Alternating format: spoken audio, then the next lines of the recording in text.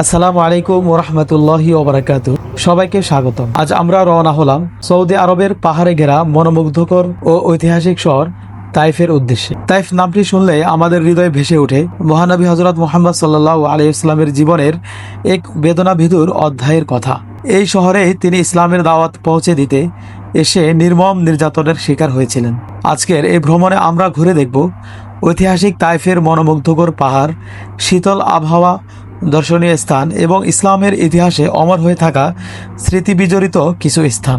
আরও দেখব সেই পথ যেখানে মহানবী হজরত মুহাম্মদ সাল্লাল্লাহু আলাইহি ওয়াসাল্লামের মসজিদে যাতায়াতের সময় এক বৃদ্ধা মহিলা নিয়মিত কাঁটা বিছিয়ে রাখতেন, সেই বড়ই গাছ ও বুড়ির বাড়ি। আরও ঘুরে দেখব সেই স্থান যেখানে রক্তাক্ত করা হয়েছিল এবং যেখানে তিনি আশ্রয় নিয়েছিলেন ইহুদি মালিকের আঙ্গুর বাগান, অর্থাৎ বর্তমানে সেখানে অবস্থিত মসজিদে আদ্দাস রাদিয়াল্লাহু আনহু। আরও দেখব সাহাবী হজরত আবদুল্লাহ ইবনে আব্বাস রাদিয়াল্লাহু আনহু এর স্মৃতি বিজড়িত ঐতিহাসিক মসজিদ সহ তাইফের আরও গুরুত্বপূর্ণ ইসলামী নিদর্শন। চলুন তাহলে আমরা শুরু করি আজকের তাইফ ভ্রমণ। আমরা যাত্রা শুরু করেছি পবিত্র মক্কা নগরী থেকে। মক্কা থেকে তাইফ পৌঁছাতে প্রায় 2 ঘন্টা সময় লেগেছে। পাহাড় পর্বতে ঘেরা শীতল আবহাওয়া আর প্রাকৃতিক দৃশ্য সৌন্দর্য ছিল ভরপুর। যতই সামনে এগোচ্ছি ততই বদলে যাচ্ছে চারপাশের দৃশ্য। উঁচু নিচু পাহাড়, আঁকাবাঁকা রাস্তা, গভীর উপত্যকা আর পাহাড়ের গা ঘেঁষে চলা পথ, সব মিলিয়ে মনে হচ্ছে যেন প্রকৃতির এক অপরূপ রাজ্যে প্রবেশ করেছি। সমুদ্র পৃষ্ঠ থেকে অনেক উঁচুতে অবস্থিত হওয়ায় তাইফের আবহাওয়া সৌদি আরবের অন্যান্য অঞ্চলের তুলনায় অনেক বেশি শীতল ও আরামদায়ক। চারদিকে পাহাড় আর সবুজের সমারোহ এই শহরকে দিয়েছে এক অনন্য সৌন্দর্য। পথে যেতে যেতে পাহাড়ের চূড়া, একদম কাছ থেকে দেখা মেঘের দৃশ্য, দূরের মনোরম দৃশ্য আর নির্মল পরিবেশ মনকে ভরে দেয়। সত্যি মহান আল্লাহ রাব্বুল আলামিনের সৃষ্টি কত সুন্দর ও বৈচিত্র্যময়। তাইফে এলে তা আরো গভীরভাবে অনুভব করা যায়। তাইফ শুধু প্রকৃতির জন্যই বিখ্যাত নয়, এই শহরের সঙ্গে জড়িয়ে আছে ইসলামের ইতিহাসের এক বেদনাভিদুর অধ্যায়। রাসূলুল্লাহ সাল্লাল্লাহু আলাইহি ওয়াসাল্লামের তাইফ সফরের বছরটিকে আমুল হুজুন অর্থাৎ দুঃখের বছর বলা হয়। এই বছরকে দুঃখের বছর বলার কারণ হলো একই বছরে তিনি তার 2 জন সবচেয়ে বড় সহায়ককে হারান। হযরত খাদিজা রাদিয়াল্লাহু আনহু, তার প্রিয় স্ত্রী, যিনি সর্বপ্রথম ইসলাম গ্রহণ করেছিলেন এবং সব সময় তাকে সমর্থন দিয়েছিলেন। দ্বিতীয় জন আবু তালিব, তার চাচা, যিনি ইসলাম গ্রহণ না করলেও সব সময় তাকে কুরাইশদের নির্যাতন থেকে রক্ষা করেছিলেন। উভয়ের ইন্তেকালের পর মক্কার নির্যাতন আরও বেড়ে যায়। এরপরে রাসূলুল্লাহ সাল্লাল্লাহু আলাইহি সাল্লাম ইসলাম প্রচারের উদ্দেশ্যে তাইফে যান, কিন্তু সেখানে সাকিফ গোত্রের নেতারা তার দাওয়াত প্রত্যাখ্যান করে এবং উস্কানি দিয়ে তাকে পাথর নিক্ষেপ করে।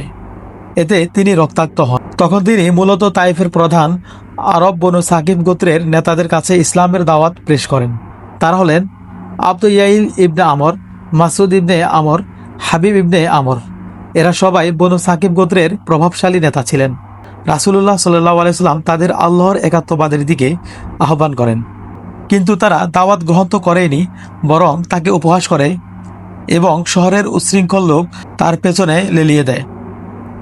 এতে তিনি পাথরের আঘাতে রক্তাক্ত হয়েছিলেন এবং শহরের কিছু দুর্বৃত্ত ও শিশুদের দিয়ে তার উপর পাথর নিক্ষেপ করানো হয়। অবিরাম আঘাতে রাসূলুল্লাহ সাল্লাল্লাহু আলাইহি সাল্লামের পবিত্র শরীর রক্তাক্ত হয়ে যায় এবং তার জুতা পর্যন্ত রক্তে ভিজে যায়। এই কঠিন মুহূর্তে ফেরেশতা জিবরাইল আলাইহিস সালাম পাহাড়ের ফেরেশতাকে সঙ্গে নিয়ে উপস্থিত হন। পাহাড়ের ফেরেশতা অনুমতি চাইলেন, যদি আপনি চাইলে পুরো তাইফ নগরীকে 2 পাহাড়ের মাঝে চূর্ণ করে দেওয়া হবে। কিন্তু বিশ্বনবী হযরত মুহাম্মদ সাল্লাল্লাহু আলাইহি সাল্লাম প্রতিশোধ চাননি।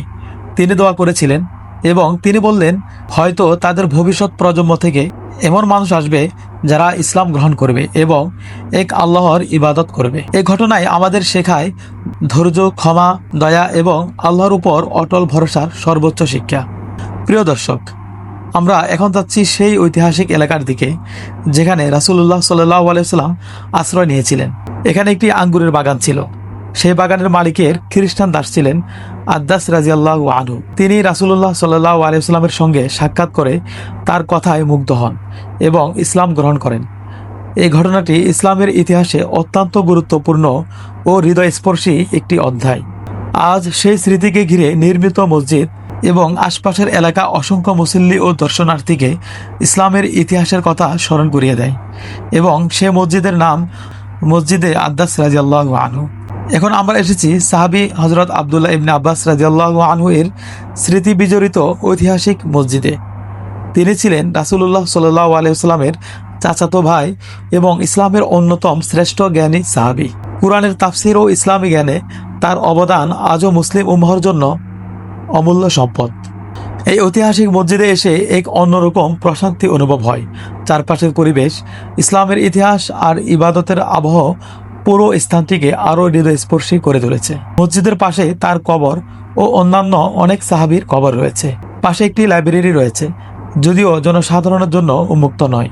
আমরা সেখানে 2 রাকাত নামাজ পড়ে এরপরে রওনা হলাম সেই ঐতিহাসিক বুড়ির বাড়িতে। সেখানে এখনও দৃশ্যমান বড়ই গাছটি রয়েছে।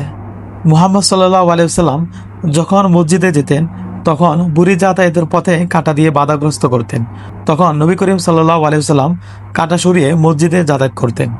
পাথর দিয়ে ঘেরা বাড়ির পাশে রয়েছে প্রিয় নবী মুহাম্মদ সাল্লাল্লাহু আলাইহি ওয়াসাল্লামের মসজিদ।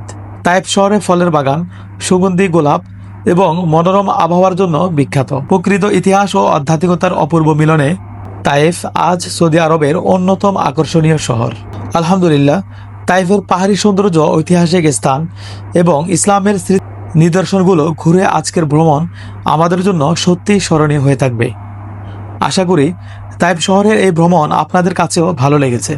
ভিডিওটি ভালো লাগলে অবশ্যই লাইক ও আপনাদের মূল্যবান মতামত কমেন্টে জানান এবং প্রিয়জনদের সঙ্গে শেয়ার করুন। আর আমাদের চ্যানেলে নতুন হয়ে থাকলে অবশ্যই সাবস্ক্রাইব করে পাশে থাকবেন। পরবর্তী ভ্রমণে আবারও দেখা হবে ইনশাআল্লাহ। আসসালামু আলাইকুম ওয়া রাহমাতুল্লাহ।